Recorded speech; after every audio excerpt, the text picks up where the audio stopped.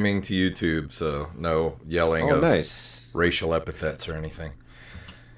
What other kind of epithets are there? Is that the only epithet? I think so.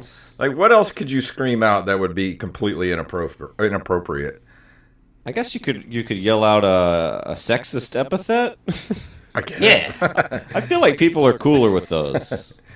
I'm Jason, by the way. Hey, I'm Caleb. I'm Jacob. We've texted. We're best friends already. Dude, nice. Good backgrounds here. You got the skulls and the... Man, I gotta step up my background. I got the good background, but Jacob always looks like he's coming from a bombed out shelter in like the Ukraine or something. Yeah.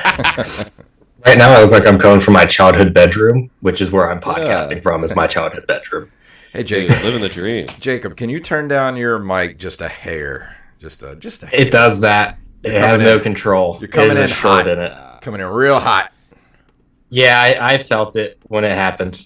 How was that? And we're good. Yep, sounds good. Do it. Say something. Say testing. Testes. Testing 1 2. Testing. Perfect. Sexist epithets. Women belong in the kitchen. All right. So how this works is I'm gonna we'll start the show and I have a music that plays, but you're not gonna hear it because for some reason Zoom does not like my my board here. So it'll be about 15 seconds of silence. We'll come back in, introduce you, and then we will just talk about whatever pops into to our heads. No great. No pressure. Just trying to have a good conversation. So sound good? All right, yeah. Jacob, are you ready? Are you ready to do this? Yes, Daddy, I'm ready. All right, here we go. 3, 2, 1.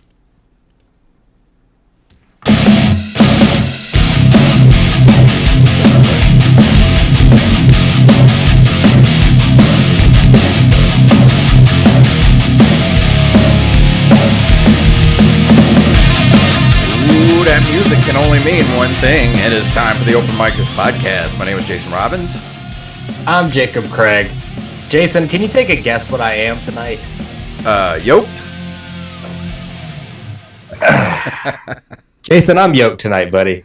Oh, another standing introduction. I'm yoked, Bubba, because we have a good fucking guest tonight, dude. Can I introduce our guest tonight, Jason? Yeah, dude, by all means. Let's get him in the room. Let's talk to him. All right, I'm going to sit down. Jason, our guest tonight is somebody who's a very funny, legitimate comedian. He's been on Conan. He has several Comedy Central credits. He has his own special on Comedy Central. He's been on Bill Burr's The Ringers on Comedy Central. And Jason, our local listeners have 2 chances to see him this weekend, because Friday in Lafayette, Louisiana, he's coming to the best club in the entire country, Club 337. Tickets available at LafayetteComedy.com. And then this fucking Saturday, he's coming to Mobile, Alabama, to my personal favorite club to work, the Alabama Music Box. Tickets available at alabamamusicbox.com.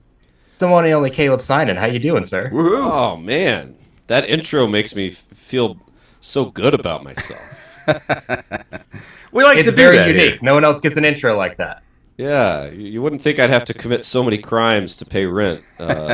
Hearing those credits, we like to make our guests feel good and give them a nice intro because we don't want to. It's very few and far between. We have guests that suck, and we have to call them out. Who's the worst guest so far? Ooh, we'll let Jacob take that one. Oh, dude, don't let me take it, because I have so Caleb, we've never talked before, but I have something that we call in the South diarrhea of the mouth, which means I'll say I got it.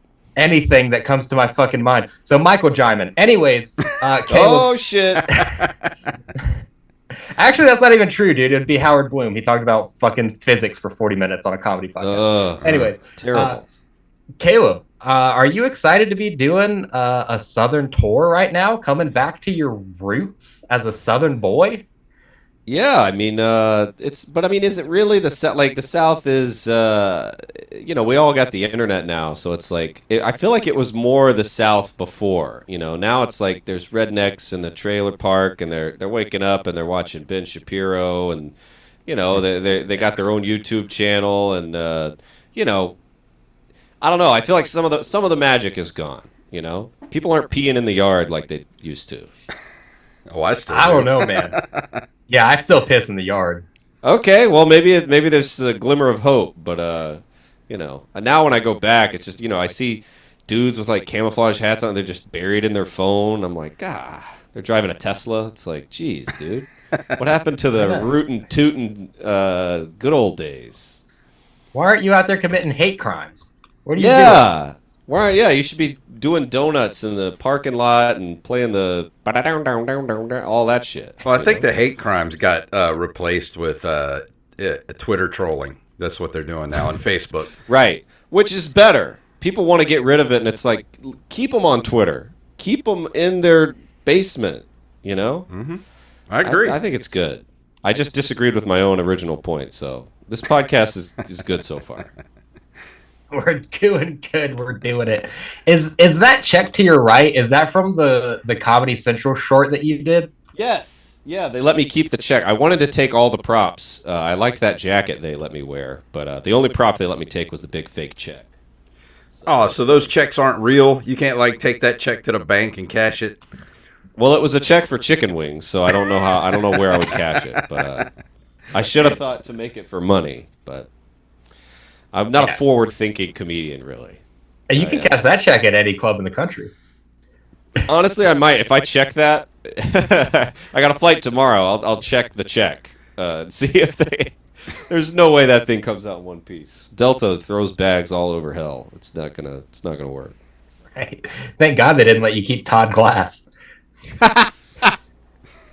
I tried, but he's strong. He's got that old man strength. Yeah, and for anyone that doesn't know what we're talking about, Caleb did a Comedy Central original short that you can watch on YouTube right now, where he tells like the best joke in the world, and it's just like an opening joke, and then it just keeps going, and everyone gets it but Todd Glass, and Todd Glass hates it. Like, that's the thing. Yeah, that was honestly I was pitching him a bunch of real ideas. I went to Comedy Central, and they're like, yeah, that's good. You got anything else? And then I ran out of ideas, and they hadn't said yes to anything. So I was like kidding around. I go, what if I do a special where I tell one joke and the crowd laughs for 59 minutes? And they were like, let's do that. And I was like, and I had all these sketches I wrote, and I had this, a sitcom idea and all this shit. And the only thing they wanted was the pretend special. And I was like, all right. I couldn't believe it. And then sitting there, filming a fake special is a crazy feeling, You really wish it was a real one. But, the fake one was fun. That was a lot of fun. Was it harder to film a fake special than it was like your real Comedy Central special? Yeah. Yes. Well, it was bizarre because it took longer. To film the Comedy Central special took 30 minutes to film. And the fake special took hours and hours and hours, where they're like, all right, dance around. So I dance for like 30 minutes and like blend up a margarita. And, that you have to do a million takes. And it was really hard to throw. For anyone who hasn't seen it, just go watch it. It's just called, the title of it is Caleb Synan's the best comedian who ever lived. And look it up on YouTube. But at the end, I always liked when there's a video of Prince throwing his guitar in the air and it just disappears. At a concert, and I was like, I wanted to be a comedian who I throw the mic in the air and it disappears. I throw the stool and the mic stand, I like break it over my knee, and that took forever, dude. It's so hard to throw something real up in the air and make it disappear. You have to have two people on ladders with a to catch it in a net without it getting in the frame. It's not easy. So yeah, I put a lot of work into that fake special, more than the real one. So where was that filmed at? Dynasty Typewriter in L.A. So it was where they film real specials. That's where Mark Norman's last special was filmed. And it's a beautiful venue. One day I'll do a real one there, I hope. But I got a fake one in the bank already. Oh yeah, man. So developing stuff with Comedy Central like that? You've done a lot of stuff on Comedy Central. Yeah. Well, they're the only ones that would say yes for a long time. So what's that process like? Sell it, like, do you have to constantly sell stuff to Comedy Central, or do you have like a deal where it's like, we're gonna produce this amount of stuff with you? Well, when I came to LA in 2015, Comedy Central would just be out at shows all the time. And they're part of Viacom, and they all have a budget and a credit card, and you would just see different people from Comedy Central at shows and bars, and it would just come up. And at the time, it felt like everybody had something going with them because they had this budget for like online stuff that was fun, and they were looking for a constant stream of, like, back when Snapchat used to have shows and stuff. So it was like it just ended up happening because it was just they needed stuff, and I was dumb enough to pitch them stupid ideas, and they were dumb enough to say yes. And that was a crazy. And then once they know you, they're like, hey, I need stupid ideas. I'm like, yeah, what if I'm a dumb chef? What if I have a fake special? And like, I just kept pitching them things, and a few of them, it was. But yeah, I'd like to work with a lot of people, but Comedy Central, I was like, man, I don't know what it is. They keep saying yes, and they're cool people there. Now I've known them for like a long time. So I thought Comedy Central was based out of New York. I don't know why I thought that. Yeah, I think that was their main hub, but they got a base out here too. So lucky for me. I don't know what I'd do if it weren't for Comedy Central. I'd be a full-time criminal. So what'd you do? Just walk up to them at a show and be like, "Hey, I got some ideas." Yeah. Well, Rachel Olsen used to work there, and when she worked there, we were friends, and she was like, "Yeah, pitch me some ideas." And it was just a casual thing after a show. She was like, "Yeah, good set. If you got any ideas for sketches, let me know." And I came up with some ideas in like 5 minutes and sent them over like immediately. Like, please get me something on there. And so that and then once you're in their system, you're just kind of in there. Gotcha. Had you already done Conan before you did anything with Comedy Central? Yeah. Conan was right before that. Yeah, I did Conan.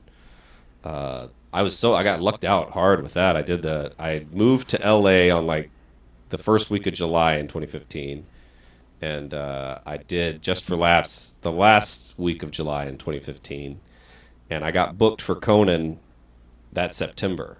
But I just did a set. I auditioned with this set for JFL. I got JFL. And the Conan booker was in the audience, and he was like, "Yeah, why don't you do that on Conan?" I was like, "All right." It was like, a lot of things are hard work, and that just I kind of lucked out that he happened to be there and happened to have an open slot soon. So it was just a lot of luck there. So what was that like being on Conan? I mean, that's Conan is a legend. So what's it like doing comedy in front of him?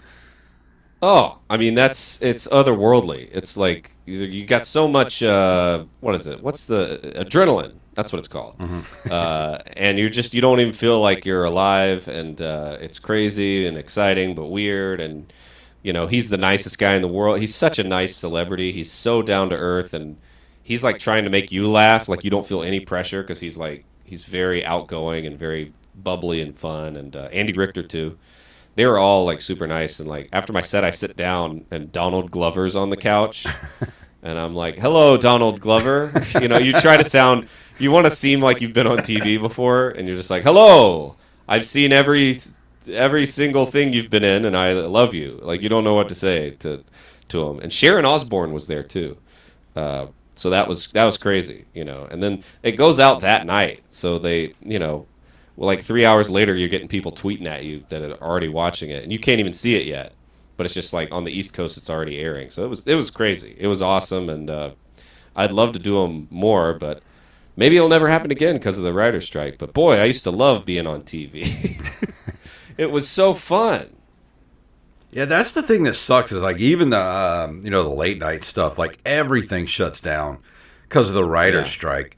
And I'm just really wondering what TV is going to be like within the next 2 years, because we're going to get a lot of reality shit coming up soon. Mm-hmm. Yeah.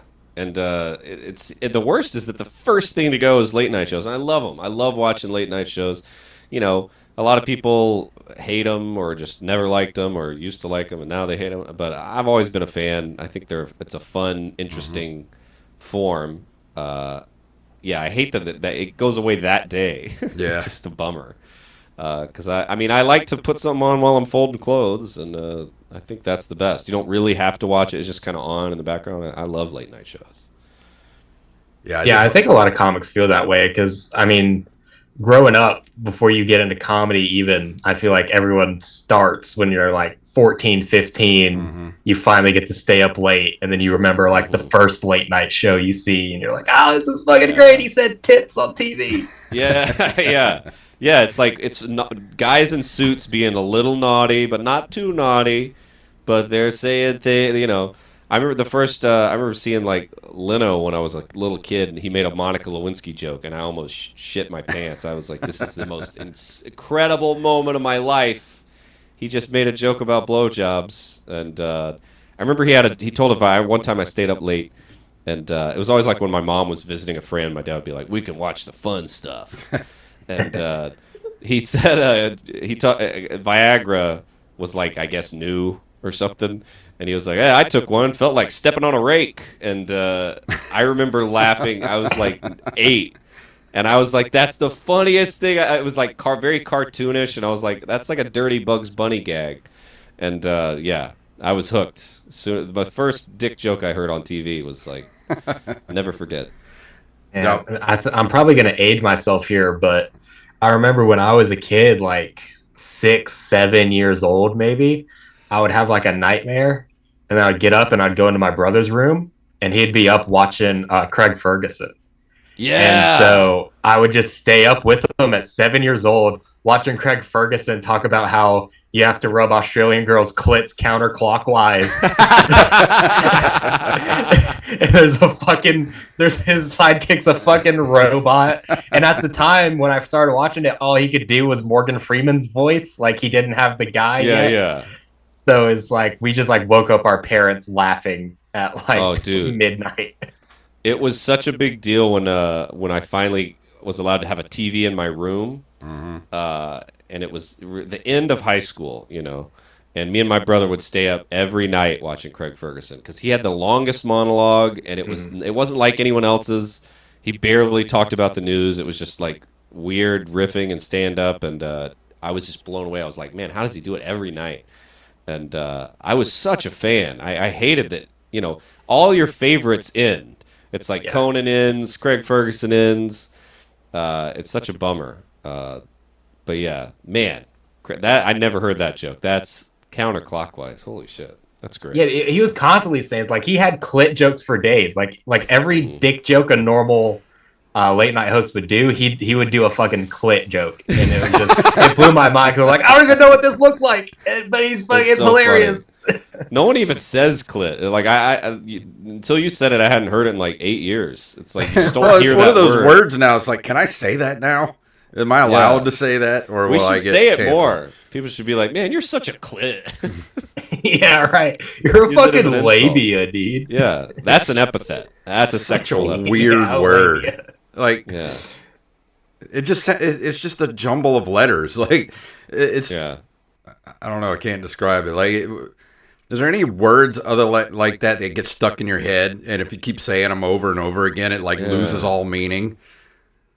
No, it happens to all words. I can't. It's crazy. It sounds like something. It's like a Dr. Seuss sound effect. If it's something that would happen when you hit a tree with an axe. On the old Batman show, like he'd hit somebody and be like, "Clit." He'd fucking hit Catwoman and just clit comes on the thing. It's like, yeah, dude. Hit me low, Batman. My favorite late night was always David Letterman. When I was a kid, I used to watch him all the way back to as a little kid, back in the like early 80s, when he would do this shit where he would like wear the Velcro suit and jump onto the thing and like throw shit off the building. Like that was my favorite. Like this dude's just throwing watermelons off a building in New York and like calling it a late night show. This is awesome. Yeah, I was always a big fan. Like I loved the dumber the running gag, the better. It's like he had one about it was some joke about a doorknob for a giant or so. I can't even remember the setup, but it was like, and they had this prop of it was like a doorknob the size of like a beer barrel, and like the crowd just kind of chuckles, and David Letterman's like, "Don't you get it? It's a big doorknob." Like it's really big. And then the next night, he's like halfway through the show, and he's like, "I just want to address something from last night's show. We had a joke about the door," and then he brings out like a scientist with like a blackboard doing the size of the doorknob compared to a real one, and like he has a math equation for like why it's so funny. And he's like, "So I'm hopefully maybe the crowd tonight we're gonna bring the doorknob back out, and you can look at it." And he did it for like weeks. He kept doing the same doorknob bit because it didn't get a laugh. And I just remember thinking like, no one else does this. This is insane. Why would you? It's just, God, I couldn't get enough of it. There's no one now doing that style, you know. My favorite running gag of his was the big ass ham. He would always give out cans of big ass ham to people for like prizes and shit. I'm like, I always wanted a can. I wonder if there are any cans of big ass ham floating out there as like David Letterman memorabilia. Oh man, I would love that. I loved when he had the how many days it's been since Oprah said she wouldn't come on the show, and they'd have a big portrait of her like come down, and it'd be like, it is 8 days since Oprah. I just got all that shit. Man, I really miss. I used to watch him every night too. Him and Craig Ferguson, I was obsessed with. Yeah. I feel like a lot of the late night shows have kind of lost that magic too, though. Because like in that same era of Letterman and Ferguson, like Jimmy Kimmel was on, and Jimmy Kimmel was great. And then you watch Jimmy Kimmel now, and no shade to Jimmy Kimmel, but his show fucking sucks. Oh well, I got a bunch of my friends ride on there, so I can't weigh in. No, they don't right now. I gotta stand, but no, they don't. They pick it. They pick it on Jimmy Kimmel now. But I do think a certain sense of fun is lost, and a freedom and sort of unbridled. Like they used to be like endless possibilities. Like, holy shit, I have a late night show. What are we gonna do? Mm-hmm. And now it feels like everybody has to have sort of they're very conscious of the ratings, very conscious of the audience, very conscious of saying the right or wrong thing. Conscious of like, oh, maybe this bit will go viral. Well, it's all kind of the same now too. Like all the monologues are all about like politics and stuff, and like right. I miss the days of like even back at Johnny Carson with like.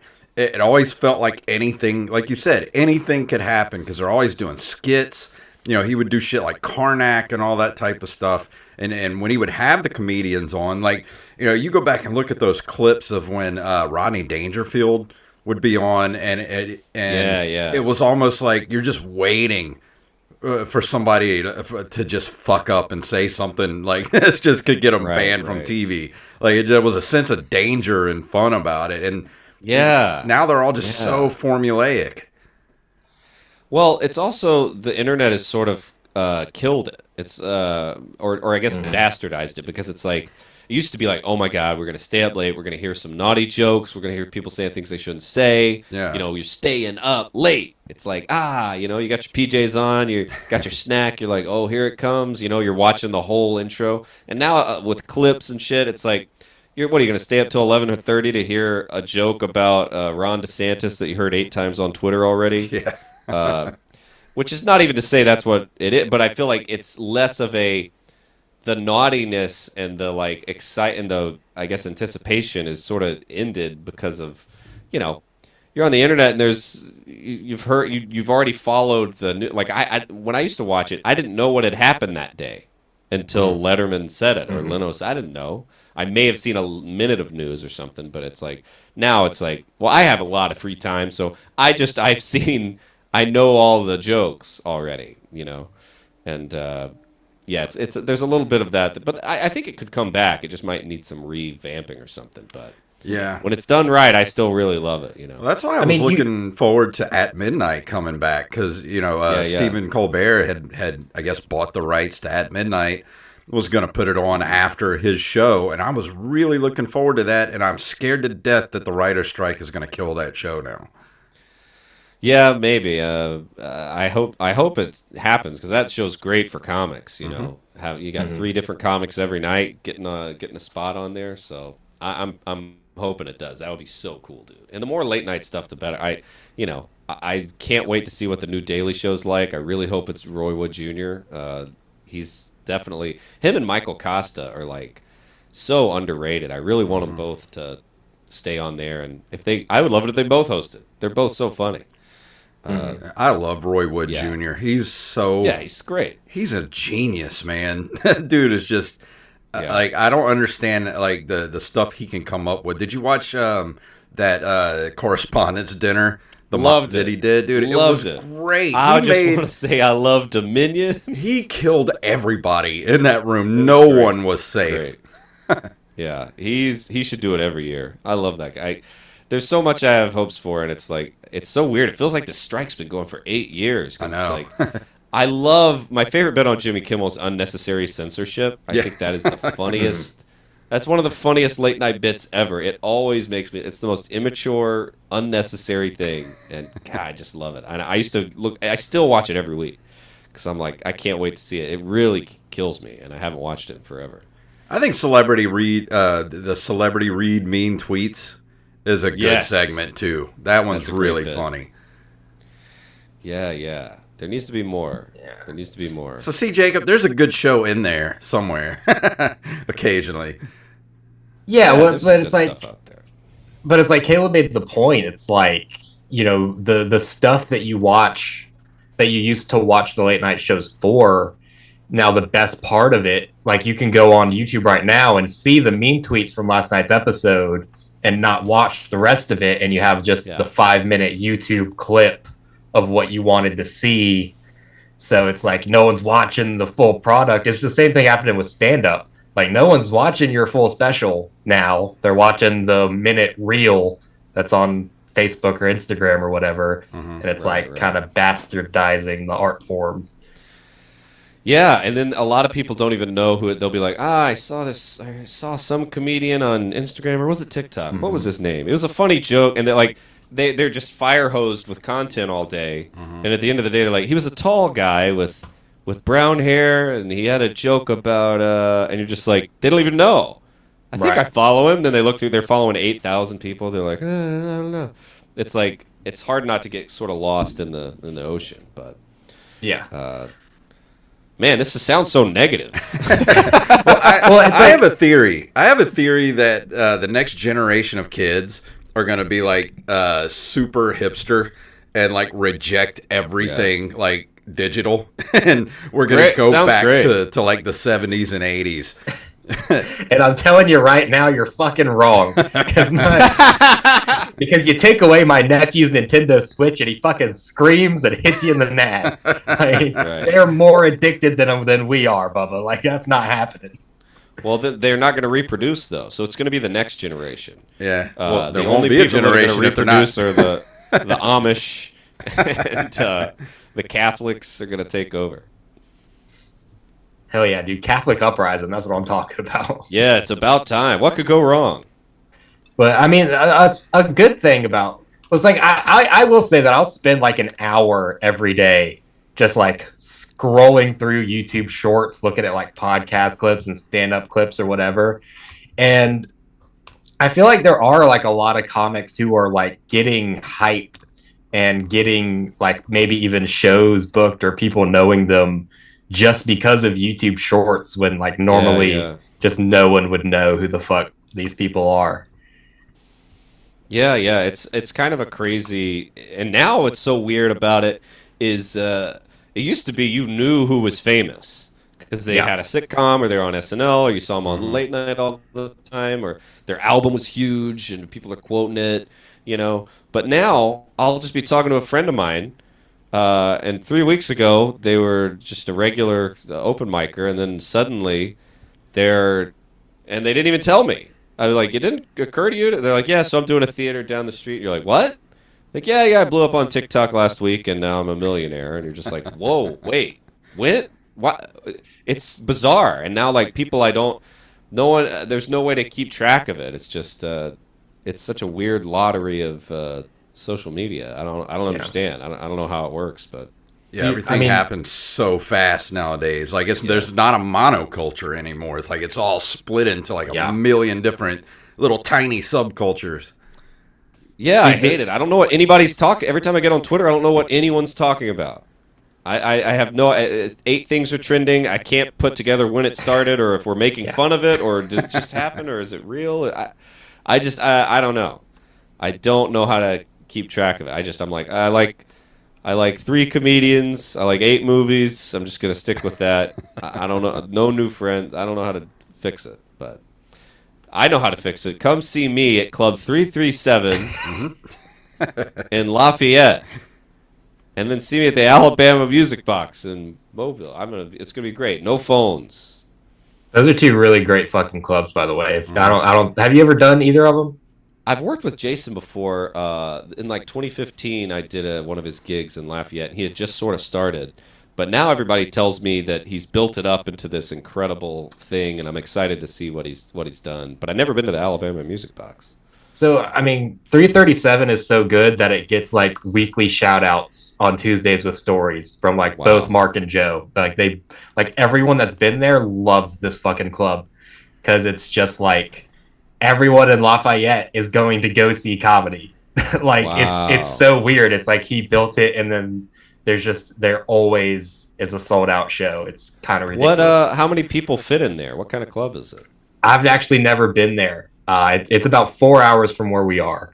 Oh, okay. So the one time I got a booking over there, I was like, I really don't want to drive 4 hours for this spot, so I'm gonna pass. Yeah. Oh man!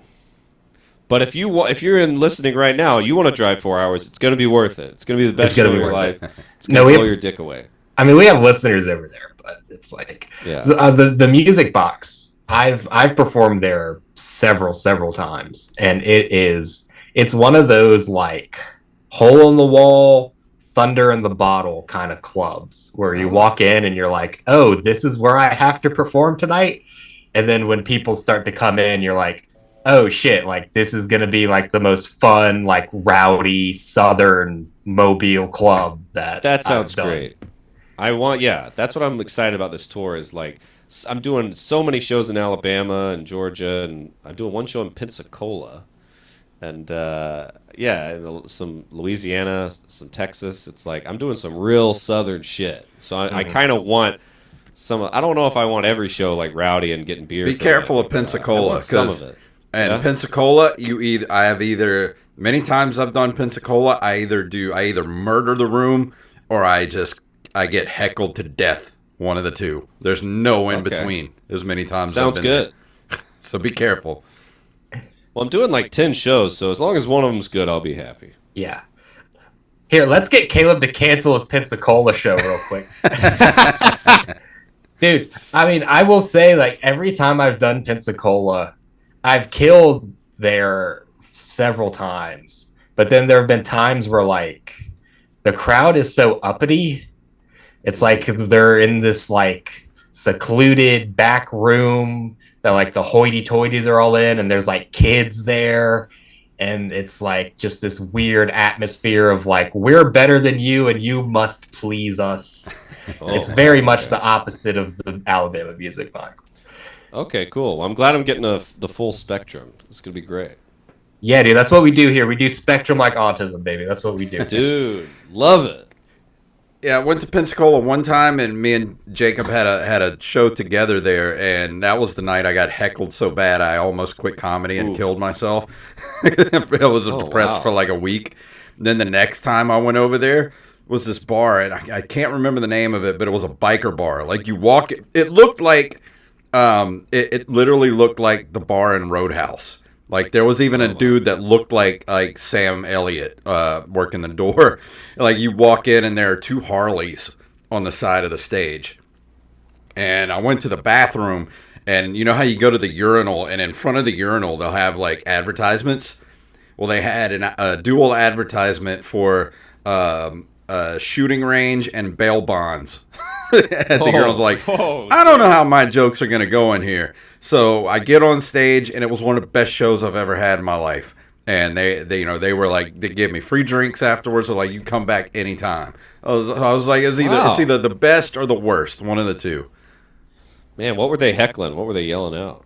Well, the other one was because I made the mistake of making fun of Florida for my very first joke, and they had some proud Floridians who didn't take kindly to it. Oh boy, Florida! It's a whole world. It's kind of weird. Yeah, man, Florida fucking sucks. Let's get Caleb to cancel all of his Florida shows. Oh, I love Florida. And come to Mississippi instead. I can get you a show on 2 days' notice. Come on. Let's do it. All right, you convinced me. I know that you're a margarita connoisseur. Mm-hmm. Is that the right thing to say? Yeah. I mean, I like them, and I'm a little picky about. I don't know if I'd say picky, but I prefer fresh lime juice to mix from a bottle. I like a good bit of tequila. A lot of people are scared of it, but that's really a big part of the flavor. You don't skimp on the tequila, and some nice salt or tahini on the rim. Sometimes both is nice. And don't go too crazy with the different flavors. Maybe throw a little jalapeno in there. Sometimes a nice mango is nice. So what do you like, frozen or on the rocks? I prefer on the rocks, but frozen every once in a while hits the spot, especially if it's a really hot day and you can get a nice frozen one. Oh, man. Big glass, big heavy glass with big frozen. It's got the little frost on the outside. Oh, yeah. It's good stuff. That makes me thirsty. It's refreshing. Yeah. I'm curious what you think about Margaritaville down here. Oh, I'm a big fan. I've been many times. I have Margaritaville merch. I've always been a fan. Yeah. And I like the vibe. Some people are like, man, that place sucks. I'm like, I couldn't disagree more. I love the vibe. I love everybody's having a good time in there, and I love it. Dude, I love the whole culture. They have what is it, Jacob? It's like they have rides and shit on the roof now. They have they built an amusement park on the roof of Margaritaville in Biloxi, like close to where we live. Yeah. Wow. Okay. Man, I gotta go. I'm headlining the Margaritaville in Biloxi, dude. Hell yeah! I can set that up if you want to do that. Dude, hell yeah. Caleb, if you want to headline Margaritaville in Biloxi, I can literally make that happen for you, buddy. Talk to me after the show. Let's get you on fucking Margaritaville, Biloxi. Dude, hell yeah. That honestly would be the coolest thing in the world. I used to have an agent, and that was something we talked about all the time, was trying to set up a tour of Margaritavilles and sort of sell it. And I was like, I'm a brand ambassador, but never came out. But one day, I'm not giving up on it. I feel like you would like doing one of the casinos down here. Like they're really like their own kind of show, and depending on like what kind of comics is coming here. But then you have ones that are like the Boomtown Casino, where there's just like a little tiny comedy club in there that's just packed full of just people like with oxygen tanks that are smoking at like fucking 3:00 on a Tuesday. And it's just like the wildest crowd. Like you could just get away with doing like 2 hours of crowd work just from what you see in the audience. Yeah. I like casinos. I know a lot of comedians don't, but I don't know. Casinos and colleges and cruise ships get a lot of flack, but they seem fun. They seem like a fun vibe to me. Yeah, the last time I did a college was my college talent show, and I would never do that again. Yeah, it would be funny to try and do just the talent show again. Yeah, right. Who books that? Can I get? Yeah, I enter every year. Yeah, can I get on a spot? Yeah, because every time we try to go to like Hattiesburg, which is a big college town with USM, you would think that people would be going out on the weekends to like go to clubs and stuff, but you go up there and do comedy, and there's like it's just basically you, the bartenders, and the 3 other comedians that showed up for the open mic. Damn. Yeah. That's a bummer. Yeah, college kids don't get down like they used to anymore. I feel like. Yeah, they're all sad. They're sad. Yeah. That's why they need to go to the comedy shows. You're right, I know. I agree. It's like I feel like instead of like, from like 5 or 10 years ago, you had like the college party kids. It's like now they're just sitting in their dorms drinking kombucha, like complaining about the patriarchy. Yeah. Yeah, it's a bummer. It's a bummer. When I was in college, we were all dumb. No one knew anything. No one cared about anything. It was great. Dude, you want to know dumb? Yeah. It took me 12 years to get a 2-year degree. That's dumb. Dude. Nice. What are you, Bert Kreischer? Never give up. I started college I started in college in 1995. I didn't graduate with a degree until 2009. Wow. Well, you or 2008 like you learned a lot.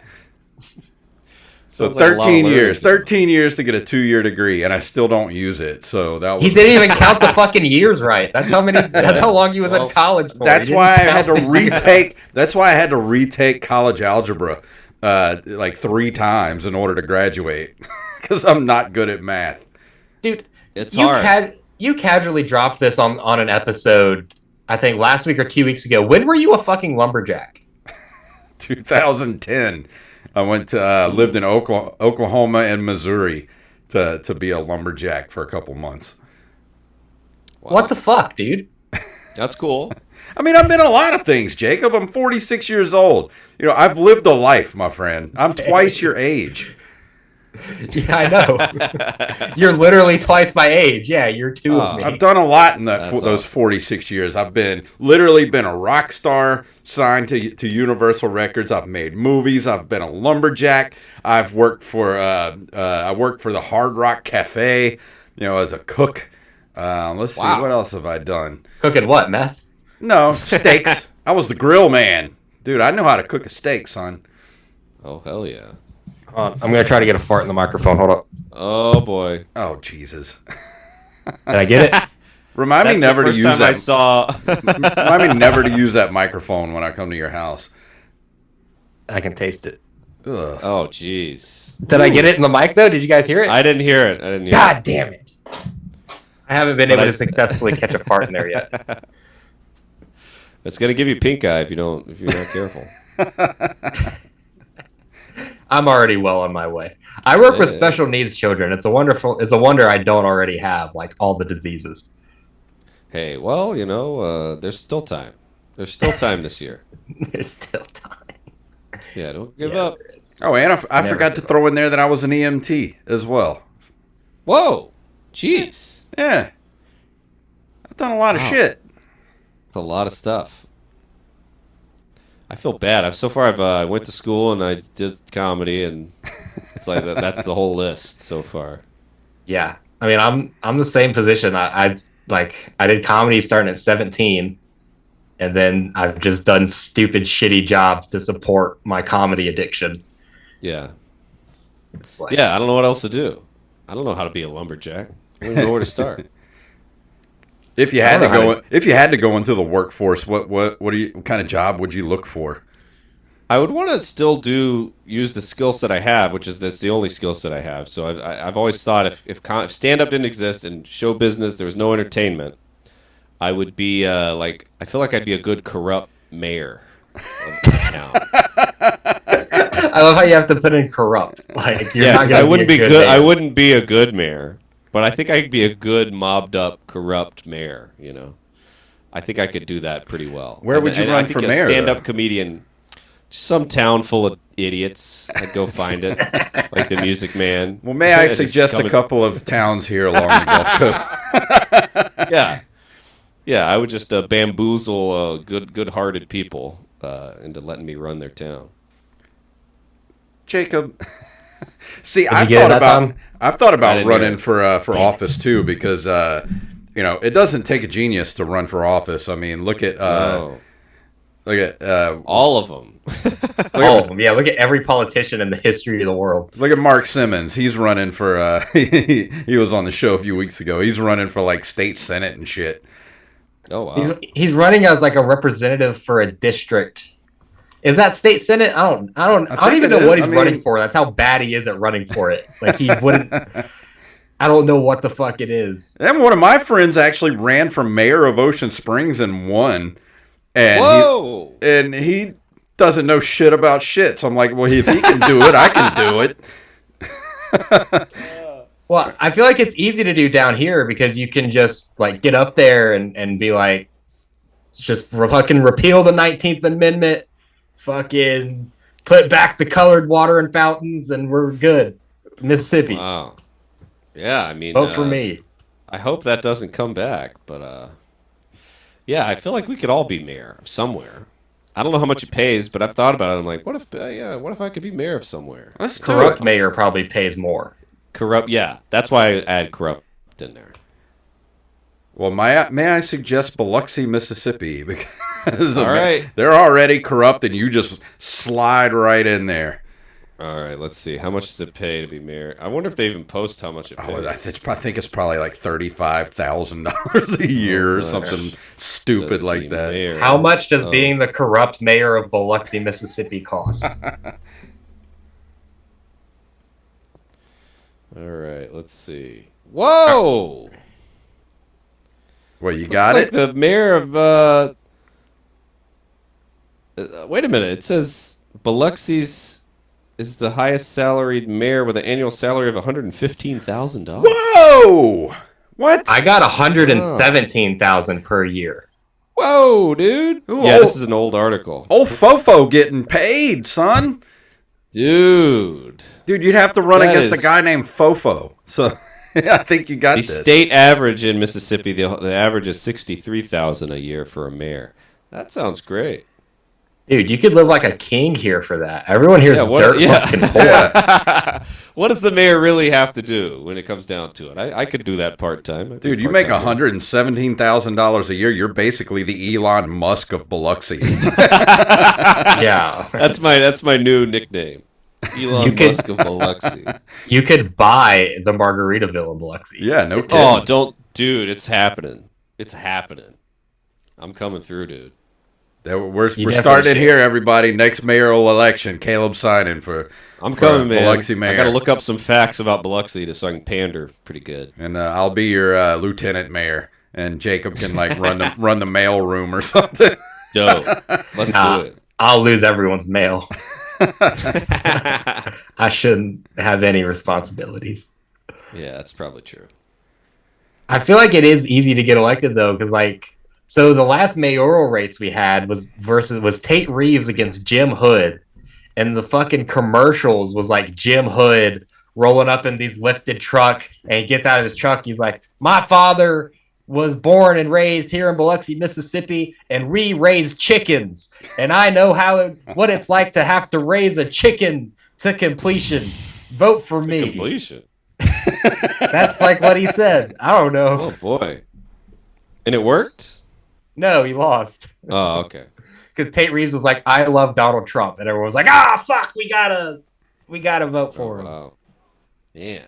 Yeah, I bet Trump is pretty popular in Mississippi, which is wild. Yeah. Oh yeah, dude. He's like there's literally a guy from New York in my neighborhood. I see him driving by all the time. He's got this big Ford like F-250 or 350, whatever, like the biggest Ford truck you can get, and it's completely wrapped in like red, white, and blue, and just Trump shit all over it, and like "Make America Great Again." I'm just like, why? That is a mental illness, is what that is.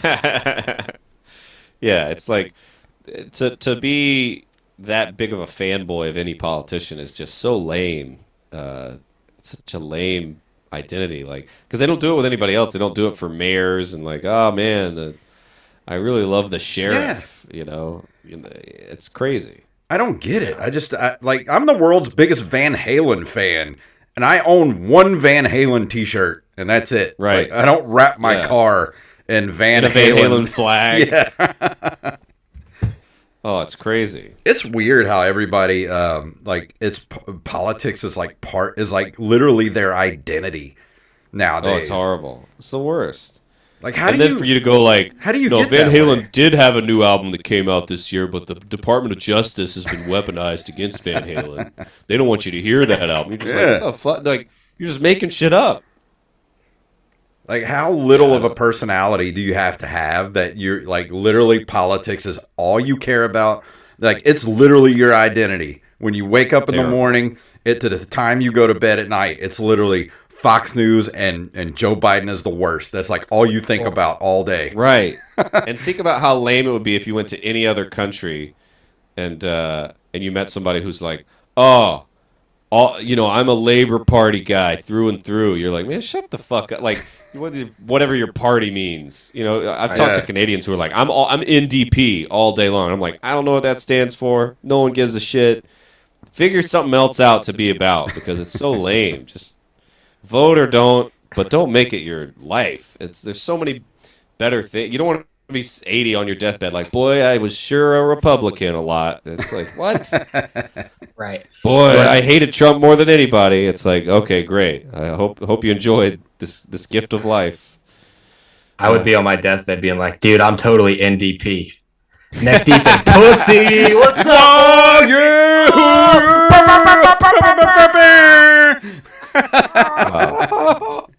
Wow, I looked it up. That is what it stands for. Is there an parties. NDC? Neck What's deep in that? clit. Boom! Oh man, full circle. Full circle, baby. We're gonna. I guess now we gotta walk out the door on that one. Like we went out on a high note, boys. But we're coming up on the end of the episode. I hate to do that, but man, this hour goes by fast. Yeah, that's fun. But before we leave, we gotta talk about like what you're doing, where everybody can find you, and all that good stuff. Yeah, I'm excited about this tour. I haven't done a tour like this in years and years, and usually I just do a comedy club and they pay me whatever flat fee. But this is the first tour I've done in like a long, long time where it's all door deals. So I really, everybody says, oh, you got to come out. I really mean it. You do have to come out or I will be penniless after this tour. So June 16th, I'm doing Club 337 in Lafayette. June 17th, Alabama Music Box in Mobile. June 18th, I'm doing the Gordon Community Arts Center in Pensacola, Florida. So come on out and don't heckle, please. I know you love it down there. Don't make me have to come back down there, Pensacola. June 20th, I'm doing Rock and Roll Pinball in Opelika, Alabama. June 21st, I'm doing the Statesman in Montgomery, Alabama. June 22nd, I'm doing the Saturn Birmingham in Birmingham, Alabama with Ben Roy, super funny guy, so come on out and see that one.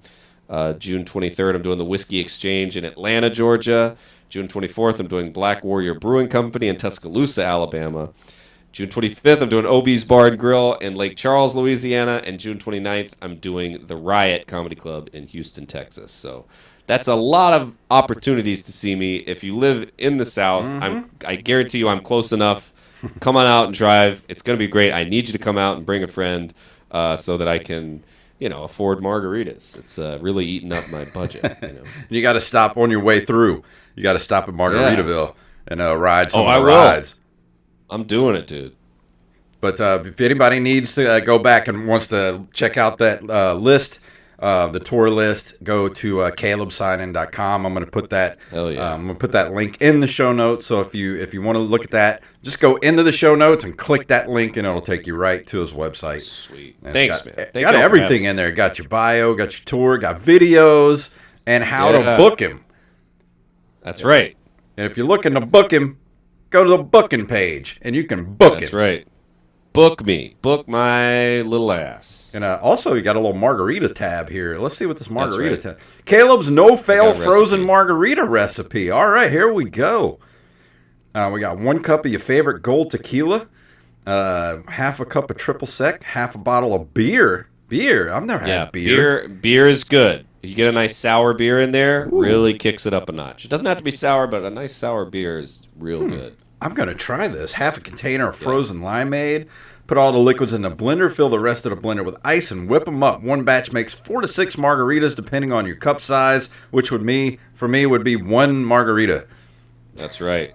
That's right. Just drink the pitcher, dude. Hell yeah. So, Jacob, what you got coming up, man? You got anything booked?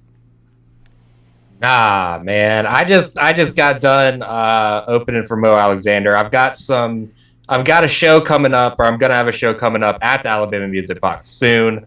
That is to be determined. Hopefully, I'll be opening for somebody really fun over there, but it's not confirmed yet. And then the rest of the month on Open Micers, we've got Galen Nash coming up next week, and then Sam Talent at the end of the month. Oh, yeah, dude, I'm really excited about that one. So yeah, you guys get on our Patreon for all the extra content we're doing, and I'm gonna go shit my pants. Do it, dude. And me and Jacob are ready to crank up, going back out to all the different areas around here. So if you want to book me and or Jacob, just go to OpenMicersPodcast at gmail.com. You can get a hold of us. So Caleb, thanks for coming on the show, man. It's been awesome. And thanks for having me. This was fun. Have to have you back again, and we'll back your Caleb Synan for mayor of Biloxi. Dude, I need help. Hell yeah, I gotta do it, dude. But thanks for coming on the show. We'll have you on again soon. And for all you people out there, if you want to email us, like I said, email us at openmicerspodcast@gmail.com. Our website is openmicers.com. We have a Linktree/OpenMicersPodcast. And of course, if you want to support the show, patreon.com/OMPodcast. And also BResCoffeeCo.com. Use the code OMPodcast to check out for 10% off your order. And we will see you guys next week.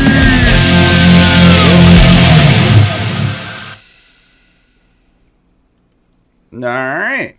And thank you guys for who are going to be watching this.